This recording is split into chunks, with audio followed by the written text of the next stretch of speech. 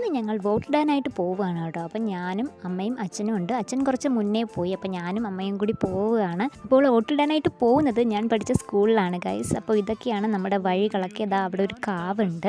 അപ്പോൾ ഇതുവഴിയാണ് കേട്ടോ പോകാനായിട്ടുള്ളത്. അപ്പോൾ എനിക്ക് ഭയങ്കര സന്തോഷമായി വീണ്ടും സ്കൂളിലേക്ക് വരാൻ പറ്റിയത്. ഇതാണ് ആരൂർ ഗവൺമെൻറ് LPS സ്കൂൾ. ഇതാണ് കേട്ടോ ഇപ്പോഴത്തെ സ്കൂൾ. ഒരുപാട് സൗകര്യങ്ങളൊക്കെ ആയി. പക്ഷേ ഞാൻ പഠിക്കുന്ന സമയത്ത് മതിലില്ല, ഗേറ്റില്ല, അങ്ങനെയുള്ളൊരു സൗകര്യമില്ല. ഇപ്പം കുറച്ച് ബിൽഡിംഗ് ഒക്കെ വന്നു എന്ന് അച്ഛൻ പറഞ്ഞു.